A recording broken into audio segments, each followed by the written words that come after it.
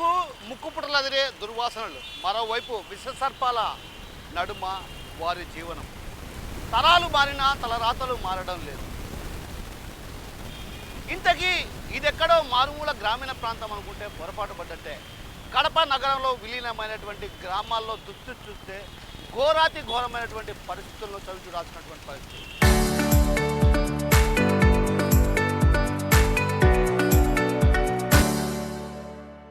పాలక వర్గాలు మారుతున్నా వీరి బ్రతుకులు మాత్రం మారడం లేదు. ఇందుకు ప్రధాన కారణం ఓవైపు అధికారుల నిర్లక్ష్యం, మరోవైపు పాలక పక్షాల అలసత్వం కారణంగానే ఇప్పటికీ కూడా దుర్గంధపు వాసనలు, విషసర్పాల మాటున జీవనం సాగిస్తున్నటువంటి వైనంపై ఆర్టీవీ స్పెషల్ స్టోరీ. కడప నగరం కార్పొరేషన్గా ఏర్పాటయ్యాక విలీన గ్రామాల్లో అవస్థలు అన్నీ ఇన్ని కాదు. కొన్ని ప్రాంతాల్లో రోడ్డుకు నోచుకున్నటువంటి పరిస్థితి, మరికొన్ని ప్రాంతాల్లో డ్రైనేజీ వ్యవస్థ లేక ఏదైతే మురికి నీటి మాటునే నివాసం ఉంటున్నటువంటి పరిస్థితి. ప్రస్తుతం మీరు చూస్తున్నటువంటి ఈ ప్రాంతం గాయత్రి నగర్, అదేవిధంగా అలంకార్పల్లె సమీపంలో ఉన్నటువంటి ఈ ప్రాంతంలో నిత్యం మురికి నీటితో నిలయంగా ఉన్నటువంటి ప్రాంతాలు. ఈ ప్రాంతాల్లో శ్మశాన వాటిక ఉంది. ఆ శ్మశాన వాటికలో శవాన్ని పూడ్చుకునేందుకు సైతం మురికి నీటి కాలువలో పడేయాల్సినటువంటి దుర్గతి పట్టిందంటే పాలకుల నిర్లక్ష్యం ఏ స్థాయిలో ఉందో అర్థం చేసుకోవచ్చు. అదేవిధంగా ఆ మురికి నీటి మధ్యనే నివాసం ఉండాల్సినటువంటి పరిస్థితికి ప్రధాన కారణం పాలకుల అలసత్వం, అదేవిధంగా అధికారుల నిర్లక్ష్యమే ఇందుకు ప్రధానమైనటువంటి ఆరోపణలు కూడా బలంగా వినిపిస్తున్నాయి. 3 పాలక వర్గాలు పదవీ కాలం ముగిసినా వారి బ్రతుకులు మాత్రం మారలేదు. ఇందుకు ప్రధాన కారణం కేవలం ఆ ప్రాంతంలో ఉన్నటువంటి ప్రజాప్రతినిధుల నిర్లక్ష్యమే ఇందుకు ప్రధాన కారణం అన్నటువంటి ఆరోపణలు బలంగా వినిపిస్తున్నాయి. అయితే ఈ నేపథ్యంలో ఒకసారి అక్కడున్నటువంటి ఆ ప్రాంత వాసులు ఏమంటున్నారో చూద్దాం పదండి. ఈదికి సెలక్షన్ అయిన రోడ్లు ఆ పక్క వేయించుకుంటాండ్రు. సారికి ఎవరు వచ్చినా ఓట్లు అయితే వేయించుకుంటారు. కానీ మేము ఎన్ని మాటలు పోయి అడిగిపోయి కంప్లైంట్ ఇచ్చినా కూడా రోడ్లు వచ్చాము అంటారు. కానీ రోడ్లు వేయడంలో ఏమేయడం, కడుపుతో ఉన్న వాళ్ళైనా పిల్లోళ్ళైనా ముసలోళ్ళైనా ఎవరైనా హాస్పిటల్కి పోవాలన్నా అంబులెన్స్ రావడానికి కూడా కష్టంగానే ఉంది ఇక్కడికి. ఈ కాలువ ప్రాబ్లము, రోడ్లు ప్రాబ్లము, కాలువలు లేక ప్రాబ్లము, అంతా గలీజ్గానే ఇక్కడ అంతా గలీజ్గానే. నీట్గా పెట్టుకోవాలమ్మా అంటారు కానీ ముందు రోడ్లే నీట్గా లేకపోతే ఏం నీట్గా పెట్టుకుంటారు? ముందు దొబ్బుకోవడానికి కసువు దొబ్బుకోవడానికి లేకుండా అట్లా ఉండే రోడ్డుని ఇట్లా చేసిపోతే ఎంత నీట్గా పెట్టుకుంటారు? దోమలు ఉన్నాయి, ఈగలు ఉన్నాయి, పాములు అయితే ఒక్కొక్కటి ఇంతలావు. ఈ పాములు అయితే అట్లా వస్తున్నాయి. పిల్లలు అయితే ఇప్పుడన్నా ఇట్లుంది, నీళ్ళు వచ్చినాయి అనుకో, వాన వచ్చిందనుకో మాకి ఈడికి వచ్చాయి నీళ్ళు. పిల్లలు పడిపోతే ఇంకా ఎప్పుడు పిల్లలకు కాపలాగా ఉండమంటే ఉంటారా? పనులకు పోయేవాళ్ళు, బయటికి పోయేవాళ్ళు. రోడ్లు ఇట్టుంటే ఎట్లా అని ఎలక్షన్లు వచ్చినప్పుడేమో రోడ్లు వేచ్చామంటారు, కాలువలు తోగుతామంటారు. ఎలక్షన్లు వచ్చినప్పుడేమో కాలువలు వేచ్చాము, రోడ్లు వేచ్చాము, అన్నీ చేచ్చామంటారు. ఆడిపోయి అడిగితేమో సెలక్షన్ అయినా ఏ చంపు అంటారు, రావు. ఇంకొకరిని అడిగితేమో మీకు వచ్చిన రోడ్లు ఆ పక్క వేయించుకున్నారంట. మాకు వచ్చినట్టు ఆ పక్క వేసేది ఎందుకు వేస్తారు అట్లా? అక్కడంతా పెద్ద వాళ్ళు ఉంటారు, ఇక్కడంతా లేబర్ వాళ్ళు ఉంటారు, ఇక్కడ ఎవరు అడగరని అట్లా చేస్తా అంటే ఇది కూడా ఇక్కడ వాళ్ళు వేసినా కూడా వాళ్ళు గెలిచినట్టే కదా. ఇక్కడ వాళ్ళు ఓట్లు వేయకుండా వాళ్ళు వేసింటేనే గెలిచినారా?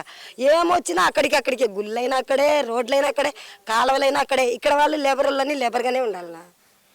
ఇక్కడ ఈ కాలువ తోగడము బాగుండేదాన్ని బాగలేకుండా చేసేసి అట్లుండే రోడ్డుని ఇట్లా చేసి పెట్టేసి వేయని వాళ్ళు అట్లైనా పెట్టేయచ్చు కదా.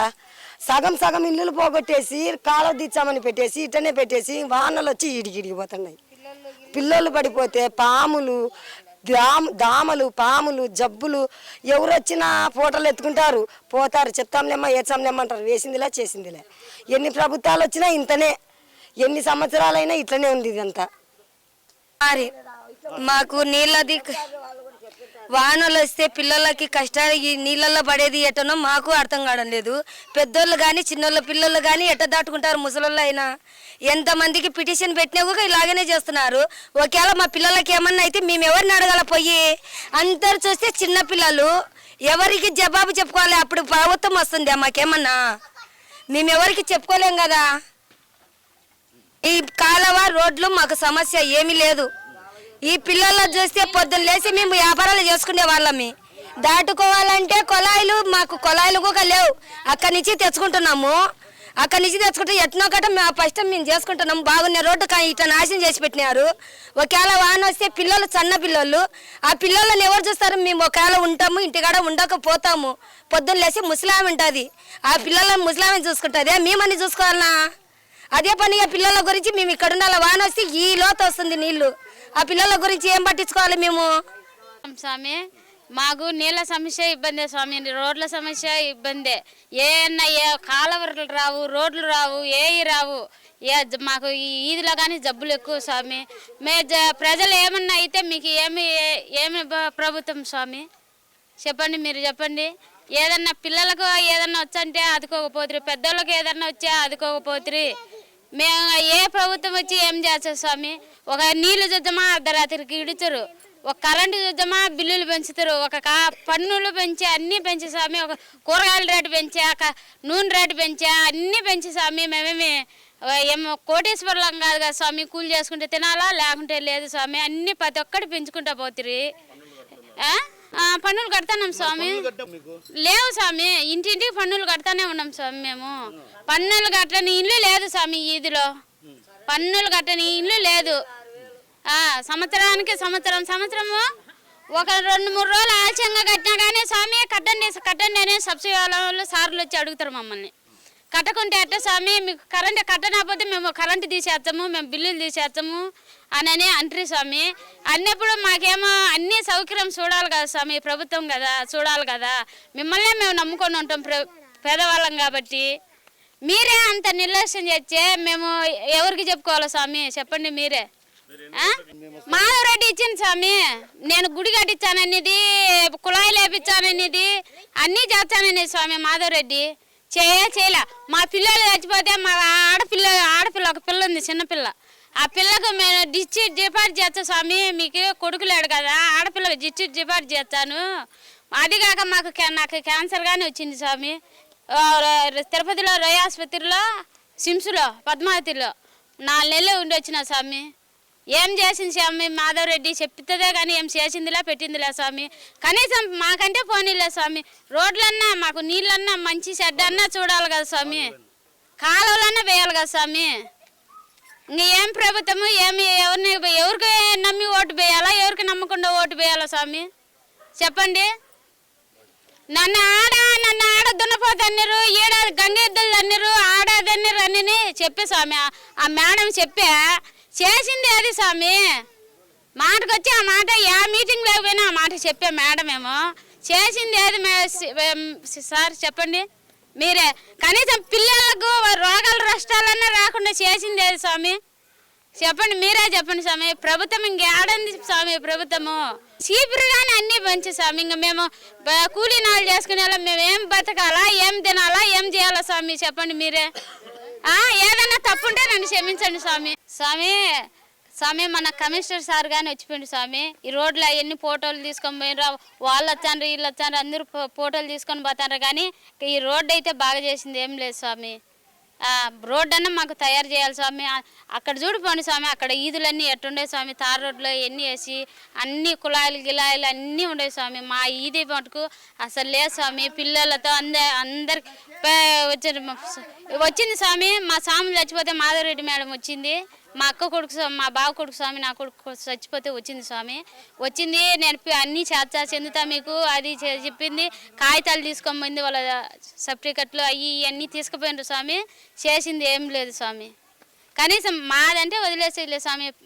మిగతా వాళ్ళకన్నా న్యాయం చేయాలి కదా స్వామి. సన్న పిల్లలు ఉండరు, నాకు మురికాలో ఉంటే స్వామి పిల్లలకు జబ్బులు వచ్చి మాకు జబ్బులు వచ్చి అల్లాడిపోతున్నాం స్వామి. నిన్న ఆడ ఈడ అప్పు చేసుకొని 2-3 లక్షలు ఖర్చు అయిపోయింది స్వామి. లక్షలు పెట్టుకోవాలంటే మేము కూలి చేసుకునే వాళ్ళం ఏం పెట్టుకున్నాం స్వామి. అప్పు సప్పు కట్టుకోవాలన్నా ఇప్పుడు పనులు కానీ లేకుండా చేసిన స్వామి ప్రభుత్వము. పని అన్నా ఉంటే కదా స్వామి మేము పనులు బాట చేసుకొని ఏదో అప్పు సప్పు అన్నానికి పాడు తెచ్చుకునేదైనా మేము కట్టుకోవాలంటే చేర్చే కదా స్వామి. అంత మరీ ఎంత ఘోరంగా చేస్తంటే ప్రభుత్వము మేమేమి ఉండాలా లేదంటే ఏమన్నా చేయాలన్నా స్వామి. మీరే న్యాయం చేయండి స్వామి మాకి. సన్న పిల్లలు ఆడ ఈడ మట్టి మశానం వచ్చి కొత్త జబ్బులు వచ్చి జ్వరాలు వచ్చి రక్తం ఇన్ఫెక్షన్లు వచ్చి వచ్చి అల్లాడిపోతున్నాం స్వామి మేము. మీరు ఒక రవ్వన్న మాకు కనికరం చూపించుకుంటే ఇంక మీదేం ప్రభుత్వం అనుకోవాలా స్వామి చెప్పండి స్వామి. మళ్ళా నన్ను వాళ్ళన్నారు వీళ్ళన్నారు అని అంటారు స్వామి. మీరు మాకు న్యాయం చేసింది ఏంటి స్వామి? అక్కడే ఉన్నోళ్ళకు చేర్చే న్యాయం చేర్చి అది ఏం కానరా స్వామి. మాయటాటి పేదవాళ్ళకు బీదవాళ్ళకు మీ చేర్చే అమ్మ మేడం చేసింది, వాళ్ళు చేసింది, వీళ్ళు చేసింది అని మేము అనుకుంటాం. కానీ ఉన్నోళ్ళకి చేర్చి స్వామి నీకు ఏమొచ్చు స్వామి? ఉన్నోళ్ళకి చేర్చి నిన్నేమనుకుంటారు స్వామి? మాయటాటి బీదవాళ్ళకు ఆ పల్లెలకు వాళ్ళకి ఇలా చేర్చి నీకు పేరు ఉంటుంది, సచ్చేంతవరకు నిన్ను అనుకుంటారు మేడం. ఇతరులే ఉన్నోళ్ళకి చేర్చివి నువ్వు. ఉన్నోళ్ళు ఏమనుకుంటారు మేడం చెప్పండి మీరే. కాదు ప్రభుత్వమే చెప్పినా ఏం చెప్పినా ఉన్నోళ్ళకి సాయం చేసి వాళ్ళు ఇప్పుడు తిని మళ్ళీ మాకు ఉందిలే ఏంది మీకు చేసేదని అనుకుంటారు. కానీ స్వామి లేని వాళ్ళకి చేయి స్వామి, అది నీకు సచ్చేంతవరకు గుర్తుపెట్టుకుంటారు స్వామి. ఏమన్నా మీరు ప్రభుత్వం ఉందా లేదా, ఏమన్నా ఉందా లేదా స్వామి? ఒక కరెంటు బిల్లులు పెంచుతిరి, రేపు బియ్యం పెంచుతిరి. బియ్యం అప్పుడు ఎంత 5 రూపాయలు 1200 ఉన్నాయి స్వామి. ఇప్పుడు 2000 అయింది స్వామి. మా ఎటలు కూలీ చేసుకునే వాళ్ళం ఏం కొనుక్కొని తినాలి స్వామి మేము? అట మీరు సాయం చేయకపోతే అట మేము పనులు లేకపోయా మేము ఏం తినాలి స్వామి? కనీసం అప్పుడు స్టోర్లో బెల్లం ఇచ్చారు, నూనె ఇచ్చారు, చింతపండు ఇచ్చారు, కందిబేళ్ళు ఇచ్చారు, రాగులు ఇచ్చారు, అన్నీ ఇచ్చారు స్వామి. ఇప్పుడు కనీసం స్టోర్ పోయినప్పటి నుంచి ఏమి ఇవ్వడం లేదు స్వామి. కనీసం స్టోర్లన్నా మాకు అన్నీ ఇచ్చే కదా స్వామి. అయ్యన్న తగ్గించి మాకు ఇచ్చే కదా స్వామి మేము వండుకొని తినేది. ఆడ బయట చూడబోతే బయట పెంచుతురి, ఈడ స్టోర్లో ఇకపోతుంది. మా బీద సాధాలు మేము ఏం బతకాలో స్వామి చెప్పండి మీరే స్వామి. ఇంటర్ ఫస్ట్ ఇయర్ చదువుతున్నాను నేను. నాది తిలక్ నగర్. ఇక్కడ మేము కాలేజ్కి వెళ్ళాలంటే రోడ్లు బాగాలేవు. ఇక్కడ డ్రైనేజ్ ప్రాబ్లమ్, స్మెల్ వస్తుంటుంది. ఇక్కడ పిగ్స్ అన్నీ ఉంటాయి, అన్నీ ఉంటాయి. ఇక్కడ ఏం బాగుండదు, స్మెల్ వస్తుంది. ఒక్కరోజు వర్షం పడితే మేము కాలేజ్కి కూడా వెళ్ళలేము. ఇక్కడ వరకు వాటర్ వస్తాయి, కాలనీ నిండిపోతాయి. అసలు స్కూల్కి వెళ్ళడానికి, కాలేజెస్కి వెళ్ళడానికి కూడా మాకు ఉండదు. ఒకరోజు వర్షం పడినా మేము కాలేజెస్, స్కూల్స్ ఆగిపోవాల్సింది వస్తుంది. ఇక్కడ స్మెల్ వస్తుంది. ఇంకా దానివల్ల ఈగల్స్ అన్నీ వచ్చి మాకు ఫీవర్స్ కూడా వస్తాయి. మాకు హెల్త్ ఇష్యూస్ కూడా దీనివల్ల వస్తాయి. అందులో మేము కాలేజ్కి వెళ్ళాలన్నా చాలా కష్టంగా ఉంటుంది. కాబట్టి ప్రభుత్వం మాకు రోడ్లు వేయాలి, డ్రైనేజెస్ కూడా మాకు, కాలువలు కూడా మాకు కావాలి. ఇవన్నీ ఉంటేనే మేము కాలేజెస్కి వెళ్తాము. అలానే మాకు హెల్త్ కూడా ఇష్యూస్ కూడా బాగుంటాయి. నా పేరు లక్ష్మీదేవి, ఆనంకనపల్లె, దచ్చిగిరిపేట. ఈ సందులో ఈ డ్రైనేజ్ నీళ్ళు పోలే, మాకు ఏది పరిష్కారం ఎవరు చేయలే. మేము అందుకే రోడ్డు ఎక్కినాం. డ్రైనేజ్ నీళ్ళు మాకు పోలే, కాలువ లేదు మాకు. ఆ శ్మశానం నిండిపోయింది, శ్మశానంలోంచి నీళ్ళు పోవడంలే. మాకు పోయేదానికి దారి లేవంటున్నారు. ఈ నీళ్ళ పరిస్థితి ఎట్టా? వాన వచ్చే నీళ్ళలో నడుస్తున్నాము, ఆ నీళ్ళు ఈ నీళ్ళన్నీ కలిసి తాగుతున్నాం మేము. జ్వరాలు రోగాలు వచ్చి పడిపోయాము. ఇంకా ఎట్టనే ఎవరికి చెప్పాలో చెప్పండి మీరు. ఏ ప్రభుత్వం మాకు పట్టించుకుంటుందో చెప్పండి. శ్మశానానికి బూడ్చేదానికి లేదు, ఏటే స్థలం లేదు మాకు. ఆ నీళ్లు పోతే గిన నీళ్ళు పోవు, శ్మశానంలో మనుషులు బూడుస్తారు. అది మాకు పరిస్థితి. యాడ ఏం చేయాలో చెప్తే మీరు ఏ సమాచారం, ఏ ప్రజలు మమ్మల్ని అనుకోవడంలే, ఏ ప్రభుత్వం మమ్మల్ని అనుకోవడంలే. అది ఎవరు అనుకునే దగ్గరకు వచ్చి మాకు పుణ్యం కట్టుకోండి సార్ అని చెప్తాను. కడప మాది 49వ డివిజను, అలంకానపల్లి, దస్తగిరిపేట. సార్ మా యొక్క ఏరియాలో కాలువలు అయితే కట్టినారు, కానీ కాలువ నీళ్లు పోవడానికి ఎటువంటి ఏర్పాటు చేయలేదు. అంతేకాకుండా ఈ కాలువ నీళ్ళని ఎక్కడికి పోకపోవడం వల్ల మాకు పక్కన శ్మశానంలో నిండిపోయి, శ్మశాన నీళ్ళు కూడా మాకు రిటర్న్ వచ్చేసి మా ఇళ్ళ ముందర వచ్చేసి పూర్తి నిలబడిపోయినాయి. శ్మశాన నీళ్ళు లేకుండా మా కాలువల నీళ్ళు కూడా నిండిపోయి రోడ్లపైన మేము నీళ్ళలో నడుస్తున్నాము. మాకు పూర్తి ఇబ్బందిగా ఉంది. అలంకానపల్లి వాసులకు బూడ్చుకోవడానికి కనీసం నీళ్ళలో ప్లేస్ కూడా లేదు. నీళ్లు కూడా, తాగే నీళ్లు కూడా భయంకరమైన స్మెల్ వస్తున్నాయి. మేము భరాయించలేకపోతున్నాము. నీళ్లు పోసుకోవడానికి లేవు, తాగడానికి కూడా లేదు. మేము రోజు ఫిల్టర్ నీళ్ళు కొనుక్కొచ్చుకొని ప్రతి దానికి కూడా డబ్బులు పెట్టి కొనుక్కొచ్చుకొని వాడుకుంటున్నాము. మా యొక్క పరిస్థితి అర్థం చేసుకొని మాకు సరైన పరిష్కారం చూపించగలరని కోరుతున్నాము. ఇళ్ళ వల్ల మేము ఇళ్ళలో కూడా సంసారం చేయాలంటే కూడా చాలా ఇబ్బందిగా ఉంది. రోగాలతో మేము ప్రతి ఒక్క ఇంట్లో కూడా 2-3 పడిపోయి ఉన్నారు.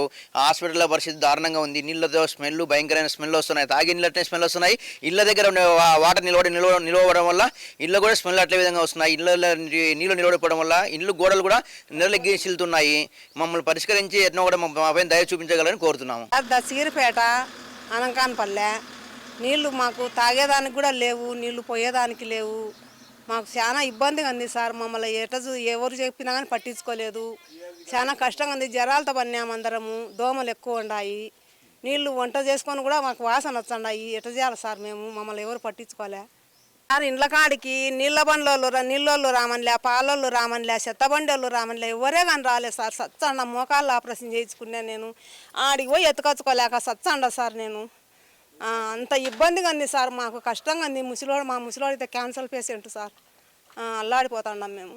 తెచ్చుకోవాలంటే తెచ్చుకోలేకున్నాం సార్ మేము. చెత్తబండోళ్ళు కూడా ఆడ నిలబెడుతున్నారు. ఆడ పాలాయిప నిలబెడతాడు, ఆడ అయిప చెత్తబండి అయిపాడ నిలబెడతాడు, పాలాయిప నీళ్ళు అయిపోవచ్చనిలే నీళ్ళు పోసి ఇది మిటర్ వాటరు ఆయన కూడా నిన్న రాలి అట్నే పోయినాడు ఎన్నికి. ఏం చేయాలి సార్ మేము? ఈ తాగేదానికి ఇల్లు బాగాలేవు. నీళ్ళు ఈ రాని కాలువలో దిగి రామనిలే అయిప బండి ఆ నుంచి ఎడ్నికి పోయినాడు నిన్న. నీళ్ళు ఉన్నాయని పాలాయిప కూడా ఆ నుంచి పిలుచుతున్నాడు. ఈదుకుంటా పోయేది తెచ్చుకుండేది నేను. ఏం చేయాలి సార్ నేను? కాలువల్లో వచ్చే నీళ్ళు కుళాయి నీళ్ళల్లో డ్రైనేజ్ వాటర్ కలుస్తుంది. కుళాయి నీళ్ళు స్మెల్ వస్తున్నాయి. కుళాయి నీళ్ళు తాగాలంటే ప్రాణ సంకటంగా ఉంది. మీరు దయవుంచి పై అధికారులు ఎవరైనా వచ్చి ఒక గ్లాసు నీళ్లు తాగి చూడండి, మీకే అర్థమవుతుంది. మరి ఇంత దుర్భరమైనటువంటి జీవితము డిస్ట్రిక్ట్ హెడ్ క్వార్టర్ నడిబొడ్డులో జరుగుతుంటే మా ప్రభుత్వం ఏం చేస్తుంది, ప్రభుత్వ అధికారులు ఏం చేస్తున్నారు? దయవుంచి మా పైన చర్య తీసుకొని మమ్మల్ని ఏదన్నా మా భూమిలో నుంచి కాపాడండి అని మనవి చేసుకుంటున్నాను. ప్రాబ్లం డ్రైనేజ్ వాటర్ వచ్చి ఇంతలోతు నిలబడతాయి, అడుగులోతు నిలబడతానే ఇంటి ముందర ఇంటి చుట్టూ. ఆ కుళాయికి వచ్చే నీళ్లు కూడా డ్రైనేజ్ వాటర్లో మునిగిపోతాయి పైపులు. ఆ కుళాయి పైపులోకి డ్రైనేజ్ వాటర్ దూరుతుంది, లీక్ అయ్యి దూరి కుళాయి నీళ్లు కూడా కంపు వస్తున్నాయి. ఎట్లా మేము జీవనం చేయాలో చెప్పండి మీరు. ఏం మరి ప్రభుత్వం ఎన్నో అధికారాలు పెట్టి ఎన్నో ప్రణాళికలు వేసి నానాక వేసి గోసులు పుట్టగోసులు దొక్కుతుంది. మరి ఏది మాకు చేసేది? అది ఏమి ఇంత అన్యాయమా? పై అధికారులు స్పందించి దయ ఉంచి మా బాధను అర్థం చేసుకుంటారని చెప్తాను. కడప నగరం 49వ డివిజన్ అలంకానపల్లె దస్తగిరిపేట ఈ ప్రాంతంలో ఈ కాలనీ ఏర్పడి 40 సంవత్సరాలు అవుతా ఉంది. ఈ 40 సంవత్సరాల కాలంలో ఇది కూడా కడప కార్పొరేషన్లో విలీనమైనటువంటి ఈ దస్తగిరిపేట. ఈ ప్రాంతంలో రోడ్లు డ్రైనేజీ చాలా అస్తవ్యస్తంగా ఉంది. ఇక్కడ డ్రైనేజ్ అయితే వర్షం వస్తే మొగలోతు నీళ్ళన్నీ మొత్తం ఈ రోడ్డమ్మడి నీళ్ళన్నీ ఉంటాయి. మరి ఇవాళ ఇటు పక్కనే విజయదుర్గ కాలనీ ఉంది. ఈ కాలనీ ఏర్పడి 10 సంవత్సరాల కిందట కాలనీ ఏర్పడింది. అక్కడ చూస్తే మొత్తం అన్ని రకాల మౌలిక వసతులు ఏమాత్రం అన్నీ కల్పించినారు. అక్కడైతే పెద్దవాళ్ళు సంపన్నులు పెద్దవాళ్ళు ఉండేదాన్ని అక్కడ అన్ని వసతులు కార్పొరేషన్ కల్పించింది. ఇక్కడేమో పేదలు ఉండారని చెప్పి ఇక్కడ మౌలిక వసతులన్నీ కూడా ఏమాత్రం కల్పించలే. మరి ఇవాళ మేము కూడా అన్ని రకాల కార్పొరేషన్ పన్నులు కడతా ఉన్నాం. మరి పన్నులు కట్టేటప్పుడు మాకు కూడా అభివృద్ధి చేయాలి. మరి ఈ ఆర్థిక అసమానతలు ఎందుకని చెప్పి మేము అడుగుతూ ఉన్నాం. కార్పొరేషన్ పాలకవర్గం ఇది మున్సిపాలిటీలకు అయిన తర్వాత కూడా విలీనమైన తర్వాత కూడా ఇప్పటికి కూడా మొత్తం పల్లె వాతావరణం మాదిరిగానే ఇక్కడ ఉంది. కాబట్టి ఇప్పటికైనా కార్పొరేషన్ అధికారులు ఇక్కడ డ్రైనేజీ అస్తవ్యస్తంగా ఉన్నటువంటి డ్రైనేజీకి శాశ్వతమైనటువంటి పరిష్కారం చూపమని మేము అడుగుతూ ఉన్నాం. ఇటు పక్కనే శ్మశానం ఉంది. ఈ శ్మశానంలో మొత్తం ఇక్కడ ఈ ప్రాంతంలో అలంకానపల్లె 49వ డివిజన్లో ఈ ప్రాంతంలో చనిపోయినటువంటి వాళ్ళందరినీ అక్కడ పూరుస్తారు. ఆ శవాల మీద వచ్చేటువంటి నీరంతా ఈ దస్తగిరిపేట గుండా ఈ ప్రాంతం గుండా ప్రవహిస్తూ ఉంది. విషపురుగులన్నీ వస్తూ ఉన్నాయి, పాములు తేళ్ళు ఇవన్నీ కూడా ఇళ్ళలోకి వస్తూ ఉన్నాయి. మరొక పక్క జ్వరాలు విపరీతంగా మలేరియా డెంగ్యూ టైఫాయిడ్ జ్వరాలతో వీళ్ళందరూ నీళ్లు తొక్కుంటే ఇంట్లోకి పోతున్నారు. కాబట్టి అన్ని రకాల జబ్బులు వస్తూ ఉన్నాయి. వేలాది రూపాయలు ప్రైవేటు ఆసుపత్రులు ఖర్చు చేస్తూ ఉన్నారు. దీనికి శాశ్వత పరిష్కారం చూపమని సచివాలయ వ్యవస్థ ఏర్పడినప్పటి నుంచి ఇక్కడ ఉన్నటువంటి అధికారులు సచివాలయ అధికారుల దగ్గరికి మేము ఈ ప్రాంతంలో ఉండేటువంటి వాళ్ళం చాలా సందర్భాల్లో పోయి అధికారుల దృష్టికి తీసుకుపోయినాం. ఇక్కడ సచివాలయం ఉంది కాబట్టి అని. అయినా కూడా వాళ్ళు చూస్తామని చెప్పి వాళ్ళు పట్టించుకునేటువంటి పరిస్థితి లేదు. దీనికి శాశ్వతమైన పరిష్కారం ఇక్కడ నేషనల్ హైవే రోడ్డు ఉంది. రోడ్డు పక్కన కాలువ తీస్తే అక్కడ ఒక బుగ్గ వంక ఉంది, రాళ్ళ వంక ఉంది. ఆ వంకలోకి ఒక పెద్ద వరద కాలువ తీస్తే ఈ నీళ్ళన్నీ కూడా శాశ్వతంగా వంకలైపోతాయి. కానీ ఇక్కడ అధికారులు మొన్న వచ్చి ఇక్కడ త్వరలో వర్క్ పని మొదలు పెడతామని చెప్పి 1,60,00,000 వర్క్ శాంక్షన్ అయింది, చూస్తామని చెప్పినారని ఇక్కడ ఉన్నటువంటి మాకు అందరికీ తెలిసింది. కానీ ఇది కాలయాపన చేస్తూనే ఉన్నారు. ఎలక్షన్ల అప్పుడేమో అధికార పార్టీ ఉన్నటువంటి కూటమి నాయకులు కూడా ఈ ప్రాంతంలో ఎన్నికల ప్రచారంలో మేము అధికారంలోకి వస్తానే ఈ దస్తగిరిపేట మొత్తం రూపురేఖలన్నీ మారుస్తాము, బ్రహ్మాండమైనటువంటి అభివృద్ధి చేస్తామని చెప్పి ఇక ఉన్నటువంటి కడప ఎమ్మెల్యే గారు కూడా ఈ ప్రాంతంలో పర్యటించినప్పుడు మాకు రకరకాలమైనటువంటి హామీల వర్షం కురిపించారు. కానీ ఇప్పుడు చూస్తే ఏ ఒక్క సమస్య కూడా పట్టించుకునేటువంటి పరిస్థితి లేదు. ఇక్కడ రాజకీయాలు కూడా ముడిపడి ఉన్నాయి. రాజకీయ కక్ష సాధింపుతో ఇక ఉన్నటువంటి 1,60,00,000 రూపాయల వర్క్ కూడా ఆగిపోయినటువంటి పరిస్థితి ఉంది. నిన్న ఈ ప్రాంతంలో ఉన్నటువంటి వాళ్ళందరూ మేము కార్పొరేషన్ ఆఫీస్ కాడ ధర్నా చేస్తే త్వరలోనే టెండర్లు పిలుస్తాము, చేస్తాం, అది చేస్తామని 1 నెల రోజుల సమయం ఇవ్వండి అని చెప్పి కార్పొరేషన్ అధికార యంత్రాంగం చెప్పింది. ఇప్పుడు తక్షణమే పరిష్కారం చూపాలని చెప్తే ఇప్పుడు మోటార్లు మేఘాల మీద మోటార్లు తెచ్చి నీళ్లు బయటికి పంపించే పరిస్థితి చేస్తున్నారు. ఇప్పటికైనా కార్పొరేషన్ అధికారులు, అటు కార్పొరేషన్ పాలక వర్గం, అధికార పార్టీ కూటమి నాయకులు కూడా ఈ దస్తగిరిపేట ఏర్పడి 40 సంవత్సరాలు అవుతుంది, వీళ్ళు అన్ని రకాల పన్నులు కడుతున్నారు, వీళ్ళకు కనీసం ఈ మౌలిక వసతులన్నా రోడ్లు, డ్రైనేజీ, ఈ చిన్న చిన్న సమస్యలన్నా పరిష్కారం చేసినటువంటి దృష్టి పెట్టాలని చెప్పి మేము కోరుతా ఉన్నాం. మొత్తానికి కడప నగరంలో ఉన్నటువంటి పలు ప్రాంతాల్లో కూడా ఇదే పరిస్థితి కనిపిస్తుంది. అయితే ఈ నేపథ్యంలో ఎన్నికలు వచ్చిన ప్రతిసారి ఆయా పార్టీల నేతలు మాకు ఓట్లేస్తే మీ తలరాతలు మారుతాయంటూ కూడా చెప్తున్నటువంటి పరిస్థితి. అయితే ఎవరు కూడా, అంటే అటు వైసీపీ కావచ్చు, టీడీపీ కావచ్చు, ఏ పార్టీ అధికారంలో ఉన్నా అక్కడ ఉన్నటువంటి పేదల బ్రతుకులు మాత్రం మారలేదు. ఇందుకు ప్రధాన కారణం ఓట్ల రాజకీయాలే అన్నటువంటి ఆరోపణలు బలంగా వినిపిస్తున్నాయి. మరోవైపు ఓట్ల కోసం అక్కడికి వెళ్ళేటువంటి ప్రజాప్రతినిధులు ఆ తర్వాత అటువైపు కన్నెత్తి చూడనటువంటి విమర్శలు కూడా ప్రధానంగా వినిపిస్తున్నాయి. అయితే ఈ క్రమంలో ఇప్పటికైనా ఎవరైతే అధికారులు కూడా ఈ వ్యవహారంలో జోక్యం చేస్తారు, అంటే 3 పాలక వర్గాల ఏదైతే పదవీ కాలం పూర్తయినా కూడా, అంటే దాదాపు కార్పొరేషన్ ఏర్పాటయ్యి 2005లో ఏర్పాటైనటువంటి కార్పొరేషన్ ఇప్పటి వరకు కూడా వారు మౌలిక వసతులకు నోచుకొని దుర్గతి పట్టిందంటే ఇది ఎవరి పాపం? ఇది వాళ్ళ పాపం ఓ రకంగా పేదలకు శాపంగా మారిందనే చెప్పవచ్చు. ఏదైతే ప్రజాప్రతినిధుల చిత్తశుద్ధి లేని కారణంగానే ఇలాంటి పరిస్థితులు ఎదుర్కొంటున్నాం. ఇప్పటికైనా రాబోయే రోజుల్లో అయినా తమ బ్రతుకులు మారుతాయని ఆశిస్తున్నటువంటి ఆ పేదల బ్రతుకులు మరి ఎప్పుడు మారుతాయో వేచి చూడాల్సిందే. కెమెరా పర్సన్ రాముతో కిషోర్, RTV, కడప నుంచి.